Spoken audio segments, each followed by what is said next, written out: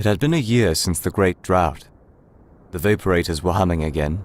The desert flowers were blooming. Even here, in the harshest of climates, life carried on, much as it always had. Oh, Luke! You got this! Wow! And you said I'd never make it through Mushroom Mesa, Biggs. Don't get too cocky, Skyboy. There's still time to call this off, you know. Maybe a few more test flights through Jack Craig before... No can do, Biggs. I was born for this. Yeah, well, let's hope Beggar's Canyon doesn't disagree.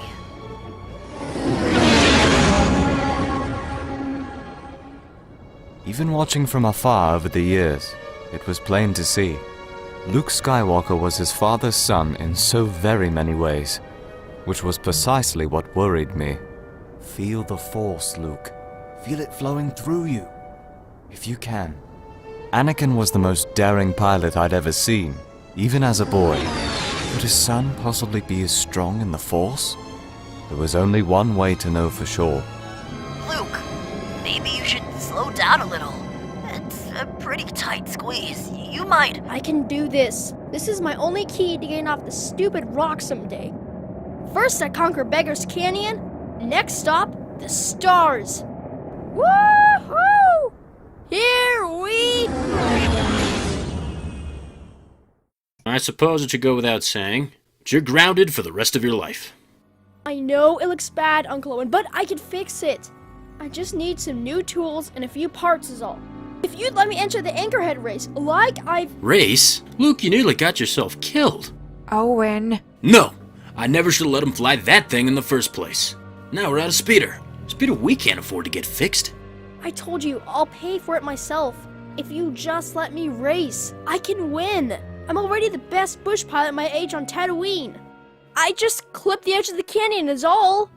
But the next time, Next time? Well, there won't be a next time. When I say you're grounded, I mean that literally. Best get used to walking, Luke Skywalker, because as long as I live, you'll never fly again.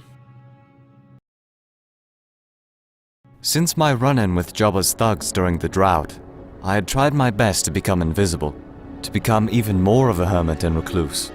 The Hutt was still desperate to find the mysterious man who had defied him. If I needed help, I couldn't risk seeking it in town. I could only maintain my low profile among those who were already lowly. I understand you've had some troubles recently. I know I may not look like much. Perhaps we could be of assistance to one another.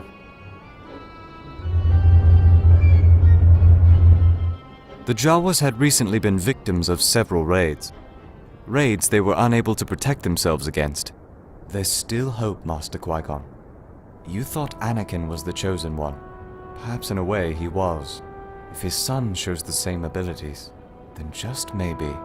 Obi-Wan Kenobi, bodyguard for hire. I'd had worse jobs, though the Clone Wars seemed so very long ago and very far away. My war had ended. Badly, as I recalled. But my fight carried on. My thoughts exactly, my friend.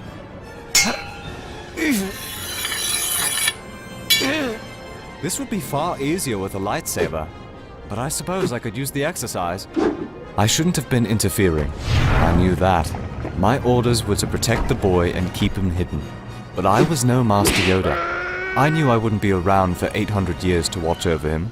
At some point, Luke Skywalker was going to have to fend for himself.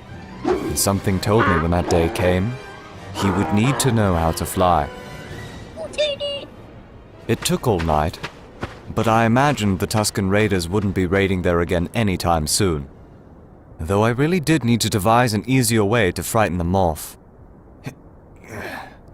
Why couldn't we have hidden the boy on a nice quiet world of natural hot springs? On my back. But it was worth it. For another day at least. I felt like a Jedi again. My only hope was that I wasn't alone in that feeling. We'll take that as from it. Do you have anything that speaks Bachi? Huh? What's... Oh, no, we're only buying droids. Can't afford anything else. Taniba! Hey, what are you doing? I told you... You're just gonna leave this here? But these are Skyhopper parts! Ha! Thanks, Uncle Owen! What was that? Thanks for what? Luke! Remember when I used to complain about the food at the Jedi Temple, Master? That was before I had Snake every night for a year. It's a good thing I'm strong in the Force, or I wouldn't be able to force it down. Be right there.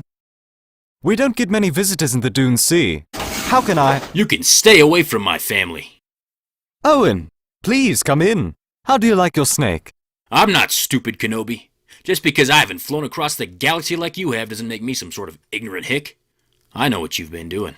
Ever since you showed up, mine is the only house for kilometers that's never been attacked by sand people. Was never raided by Jawa's thugs. And now suddenly Jawas are giving us parts for free? Sounds to me like you've been rather blessed, Owen. The Force works in mysterious ways. No, you do, you crazy Jedi, but it ends now. I told you I'm not gonna let you warp the boy like you did his father. You brought him to me to protect, and that's what I'm doing. Protecting him from you. I'm not asking to train the boy. You've made yourself quite clear on that matter. But Luke has the potential to be something truly remarkable. Just as his father was before he... Before you got him killed! Haven't you murdered enough Skywalkers already, Kenobi? This one's only a boy. Foolhardy boy who's too much like his father as it is. We both know what happens if he ever leaves Tatooine. You won't be coming back. Not alive, at least. I only ever wanted to help. And I believe I've made it clear that we don't want your help. You're a dangerous man, Obi-Wan Kenobi. Whether you see it or not. Trouble always has a way of finding you, doesn't it?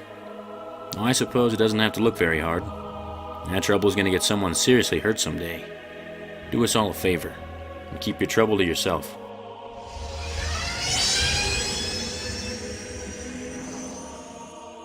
He was right. I wasn't very good at keeping out of trouble, even in the middle of a desert. But that trouble would never find its way to Luke. Not while I still lived.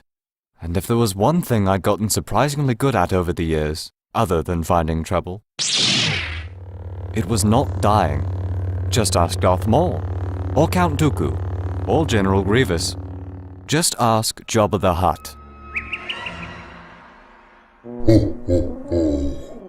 The illustrious Jabba says he would first like a demonstration of your vaunted skill, before agreeing to your rather ridiculous fee. You may begin this demonstration at once, or else you may begin dying.